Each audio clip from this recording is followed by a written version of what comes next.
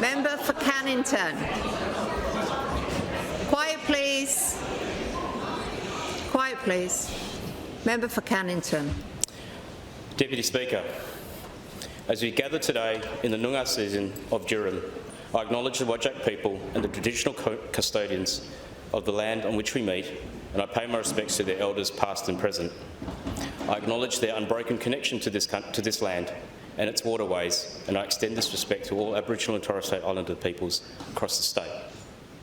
Deputy Speaker, I take this opportunity to congratulate you and the Speaker on your elevation to your respective roles. I look forward to your guidance and to learn from you both during the 42nd Parliament of Western Australia. Over the years, Deputy Speaker, I've had the good fortune to have been an advisor to several ministers and worked as an elected officer to many past members of this place. This building has played a significant role in my life. It has not only been my place of work, but is also where I met my wife, Catherine, 21 years ago in the Labor Party large caucus room. As an advisor, I became familiar with the building's corridors, the meeting rooms and the ringing of the bells in the theatre of question time. I've been in the chamber, seated in the Speaker's gallery and on the floor during budget estimates and to advise on bills. While I never took that duty lightly, it was part of my job. But on the Tuesday after polling day, I walked through the Speaker's corridor and entered this place from behind the Speaker's chair. As an observer, not as an observer, but as a member-elect for Cannington. When I stepped onto the floor of this chamber, I felt an overwhelming sense of privilege and responsibility. I know what this place can achieve, and I know its potential, and I know how rare it is to be granted the opportunity to represent a community and to carry their hopes and aspirations. It is a responsibility that I don't take lightly, and its enormity was manifested to me at an unlikely event. 2 weeks after polling day, I had the privilege of attending the ordination of Brother John D'Angelo Anthony Sammy to the priesthood at my former high school, St Norbert College in Queen's Park. Archbishop Costello officiated the ceremony and delivered the homily. In it he said, "To be called to such a ministry is an overpowering, even frightening thing. Who is worthy of such a task? Who would dare to presume to take this upon himself? Indeed, who would be so presumptuous as to believe he was in any way equipped for this?" As I listened, those words resonated deeply with me as a newly elected Member of Parliament. When you put your hand up to serve, to ask over 30,000 people to trust you with their vote, you're not simply applying for a job. You are presenting yourself as worthy of being a steward for their hopes, ambitions and their future. It is both humbling and daunting in its responsibility. Like a ministry, politics at its best is a vocation grounded in service. When you step into this arena, you are quickly confronted with the enormity of your request. You're asking people to believe that you're worthy of representing them and of advocating for them, of listening to them, and of making our community even better tomorrow than it is today. And like in the Archbishop's homily, I could not help but ask myself, who am I to take this on? Who am I to think that I have the answers or that I am equipped for something this big? But maybe that's the point. The moment you stop questioning your worthiness is the moment you lose sight of the responsibility. It is not about being perfect or having all the answers. It is about showing up with integrity, humility, and a deep commitment to the people you're asking to serve. In the end, perhaps it's not the presumption of being equipped that matters most, but the willingness to be shaped by the journey, to listen, to learn, and the opportunity to lead. To Father John, thank you for inviting me to your ordination and sharing that significant moment in your life. Your ceremony reminded me that public service, like your ministry, should never be taken lightly. Deputy Speaker, during the campaign, that sense of service was ever present in my conversations with the people of the Cannington electorate. I want to acknowledge the men and women of the Canning District's RSL sub-branch and thank Brett Keynes, the President, who has welcomed me into their community. My interactions with them have reaffirmed my respect for those who serve in the defence of our nation. They have also given me pause to think about the impact of their service on the families left at home and when the service is deployed or undertake exercises. Brett and his team continue to serve, providing dinner and connection to their members every Friday night at the RSL Hall in Cannington. The Canning District's RSL sub-branch is working hard to celebrate their 70th anniversary this year. I look forward to delivering on my commitment to them and providing additional support in the years to come. Cannington is also home to those who serve our natural environment. The Jagara, meaning place of abundance, or otherwise known as the Canning River, prominently runs through the electorate and is of environmental significance as it still supports wetlands in our urban areas. Caring for our natural environment and supporting dozens of grassroots organisations is the South East Regional Centre for Urban Land Care. Circle's headquarters are down the road from my father's house in Beckenham, but their impact extends far beyond. Through my support for their work, I hope they can continue to assist local groups with education, resources and guidance. One such group is the Friends of Brixton Street Wetlands, the first community group I met with after the election. Trevor and Regina Drummond established the Friends group in 1994, continuing from the earlier Waterbird Conservation Group in the 1980s. This group of volunteers has dedicated years to preserving this rare, unique and sensitive wetland. They are stewards within our community and their work and advocacy will have impact for generations to come. Deputy Speaker, the journey that brought me here started long before I knew what Parliament was and long before I imagined standing here. I was born in Burma, and as in the case of many migrant stories, it was shaped by family, sacrifice and the determination to build a better life. The electorate of Cannington is the community I grew up in. In the early years, I lived with my extended family in Beckenham, with my grandmother, Nor Gray, and her adult children, Albie, Helen, and my mother, Sandra. Over time, I moved around the area in what would become the electorate of Cannington, renting on Henry Street and then into the home my parents built on Hamilton Street in Cannington. Uncle Albie is the reason our family was able to leave Burma. The military regime in what is now Myanmar practiced systematic discrimination against minority groups.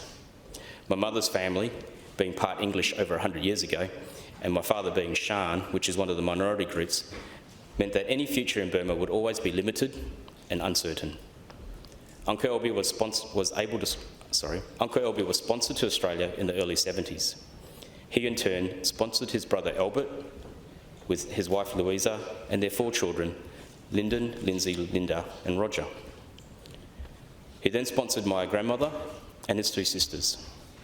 On important days like today, I think of Uncle Albie and I thank him for his dedication to his family and his generosity. Without him, I would not have the opportunities I'm blessed to have. My mother and I came to Australia in 1980 when I was 5. My father, Kunan, couldn't come with us at that time. Migrating often takes years of planning, paperwork, money and false starts. Eventually, my dad did come to Australia 5 years later when I was 10. My mother never gave up on reuniting our family. Her determination made it happen. However, she did not do this alone. She sought support from our local federal member, George Gear. My mother always believed that George Gear made our family's reunion possible.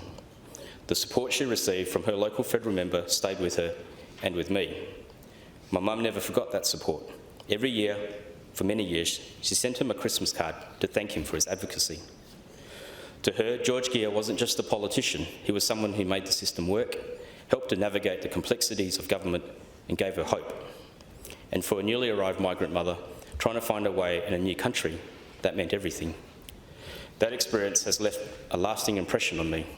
It demonstrated the value of a good local member, and what Labor stands for. I joined the Labor Party because I believe that government has a role in bringing fairness and equity to society, that the role of government should be to lift and protect the most vulnerable. It is one of the reasons that motivates me to want to help and to take a seat in this place, to ensure others are given the opportunity that my family was given, universal healthcare, education and the support of a strong community. Because the decisions made in this place shape the lives of individuals, their families and our society. Deputy Speaker, Cannington is one of the most culturally diverse electorates in Western Australia. Over 50% of the residents were born overseas, well above the state average. 43% of our community speaks a language other than English at home, and over 72% have both parents born overseas. Like many people in the electorate, I know what it means to grow up in a household where English isn't the first language spoken.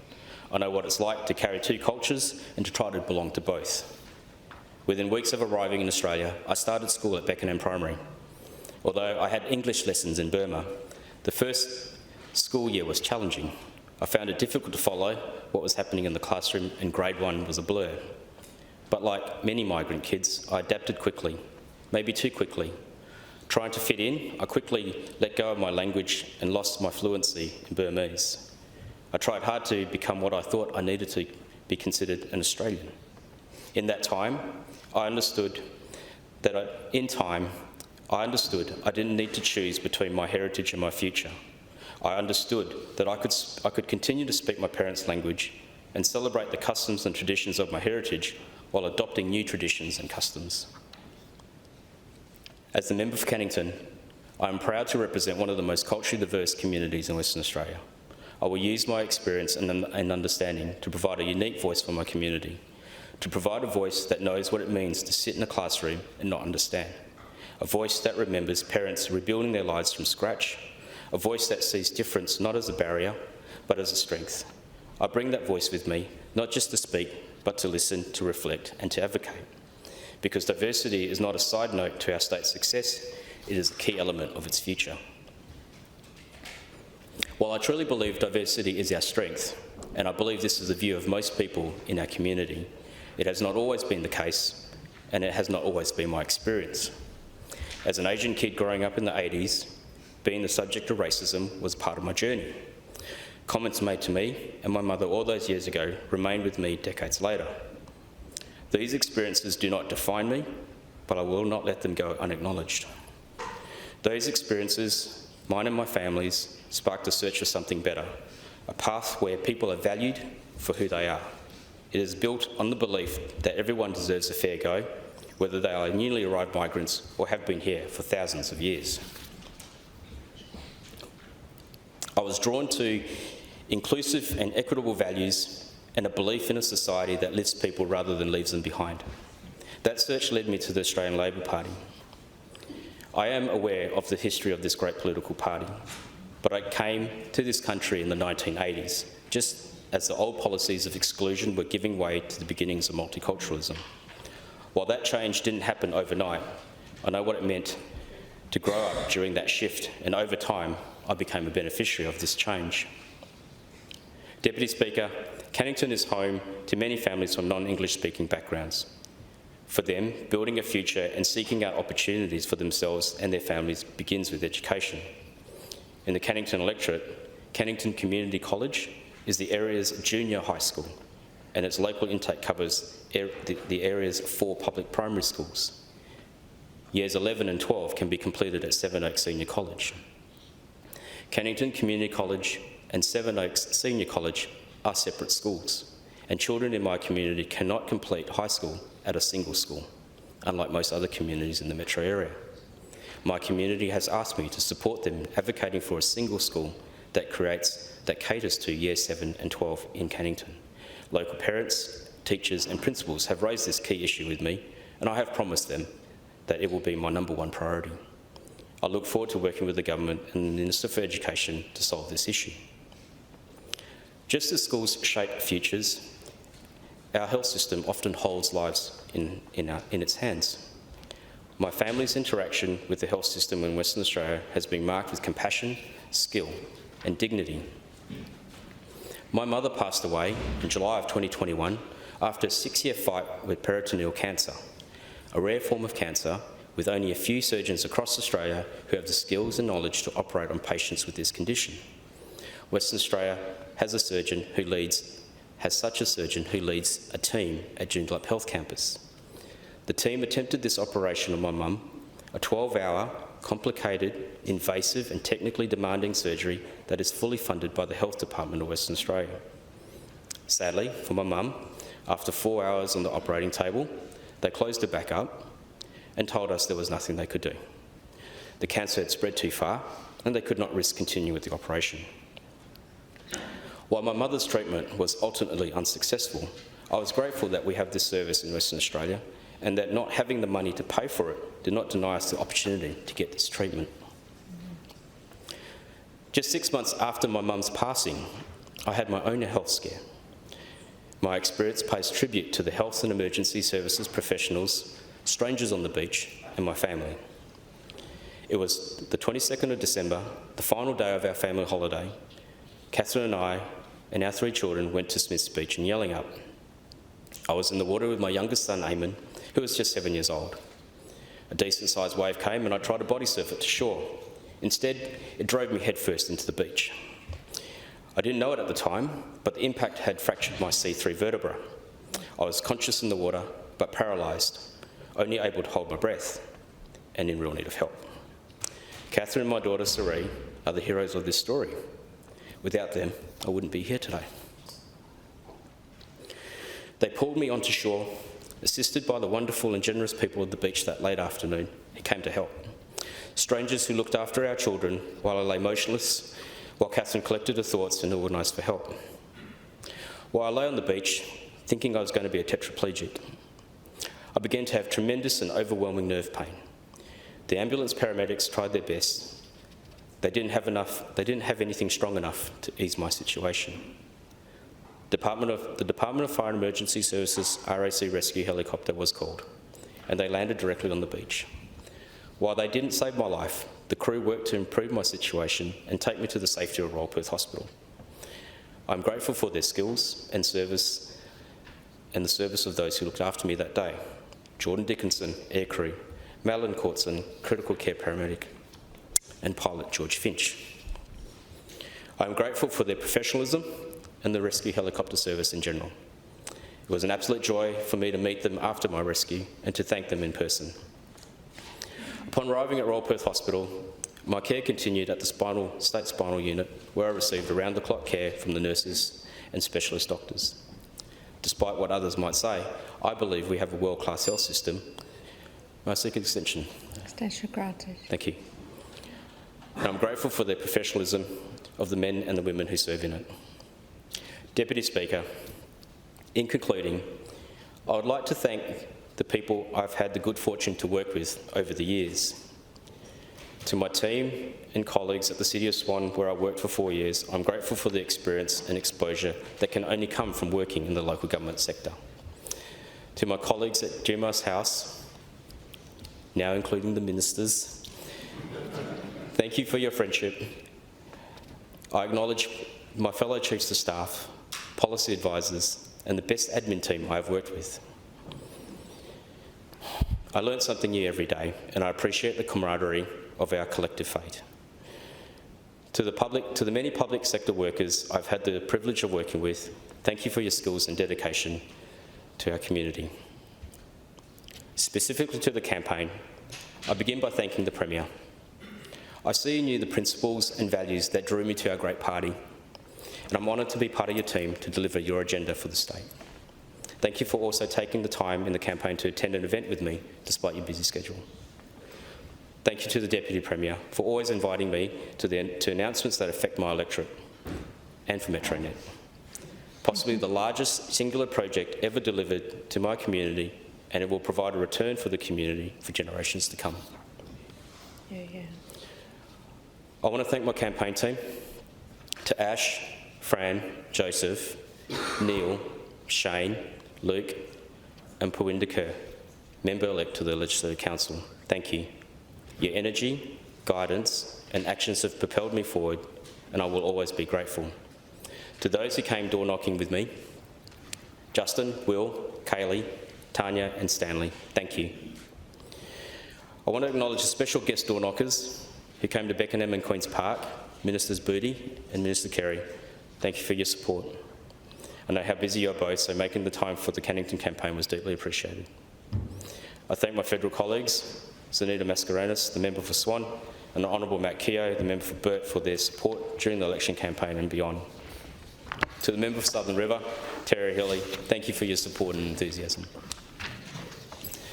To my father-in-law, Tony Pyers, thank you for coming door knocking with me, even when the weather was so hot that it suggested we should stay home.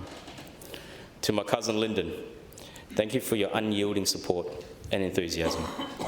Thank you for coming out with me whenever I needed you. To Natasha, his wife and their children, Caleb, Theo and Ezra, I'm sorry I stole your dad and husband for 6 months.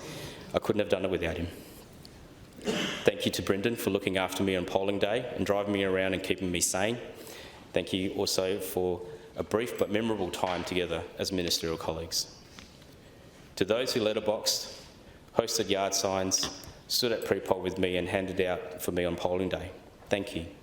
To Ben Harris, Secretary of the Shop Distributive and Allied Employees Association, thank you for your support. I'd like to thank the WA Labor Party State Secretary Ellie Whittaker, Assistant State Secretary Lauren Cayune, and the 2025 election team.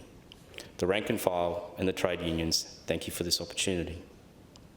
To my campaign director, mentor and friend, Bill Johnston, thank you for your support over the last 20 years, in particular this last year. Bill was the first member for Cannington and contributed 16 years as their local member. He spent 7 years as minister and held the portfolios of mines and petroleum, energy, hydrogen industry, corrective services, Asian engagement, commerce, electoral affairs and industrial relations. He also held the housing portfolio for 5 days, but that's a story for another time. It's easy to see why many people in the Cannington community told me I had big shoes to fill. For much of his time as minister, I was fortunate enough to work as his policy advisor and then chief of staff. I've learnt a lot from working with Bill over the years, and I'm better for it. I know that Bill is not one for praise or emotive sentiments, but the people of Western Australia and the electors of Cannington are better for his service. To paraphrase, you leave the community better than when you found them. To Kate Dowse, MLC, thank you for your generosity and guidance over the years, and for always taking the time to share your experience with me. I look forward to this next chapter as your colleague. To my dad, thank you for your love and support. Thank you for getting me lunch at pre-poll, handing out on polling day, and helping me with some impromptu Burmese lessons when I needed them. I'm sorry that Mame isn't here to witness this moment with us. To my family, Catherine, thank you for allowing me to walk this path and for coming with me. I want to acknowledge that you have a busy job, but you always try to keep our home functioning as seamlessly as possible, and that you pick up the slack when I'm not around, or even when I am around. No one can enter this place without their family's love, support and sacrifice, and all that I have achieved is because I have you in my life. Thank you, and I love you. To my 3 children, Sari, Finn and Eamon, you guys mean the world to me. Your random thoughts, facts and questions remind me that there is more to the world than what is in front of me. I look forward to sharing with you the importance of this place, where decisions are made that shape the lives of our community. I hope that my work and the work of this place makes Western Australia an even better place for you and others like you for generations to come. I love you guys. Deputy Speaker, in many ways I am fortunate to be here. I've had an extraordinary amount of support through my family, the Labor Party and the community of Cannington. However, my story is not extraordinary. It is in many ways the story of Cannington, a story of migration, hard work and opportunity, a story shaped by family, friends and neighbours. My personal experience leads me to reflect everything is transient, nothing is forever. This seat does not belong to me. I am its custodian. I will occupy it for a time, and I hope to leave it even better than when I found it. And this is the reason why I'm here, to carry a vision for the community that raised me, a community that is inclusive, resilient and determined to build a better future. A place where every person, regardless of background, is allowed to thrive. A place where the strength of our shared purpose matches the strength of our diversity. A community that the community that remembers its roots but is never afraid to dream of more, but with the tools to access opportunities that turn these dreams into reality. This is the future I want to help create. To the people of Cannington, thank you. I will take your trust. I will not take your trust for granted. I will serve humbly, listen with intent, and act fairly. I will advocate for you in this place. Thank you.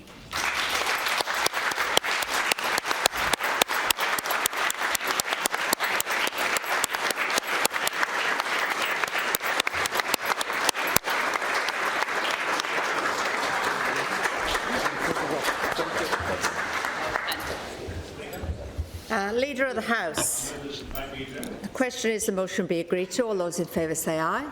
All those to the contrary say no. I think the ayes have it. The ayes have it. Leader of the House. The question is the motion be agreed to. All those in favour say aye. All those to the contrary say no. I think the ayes have it. The ayes have it.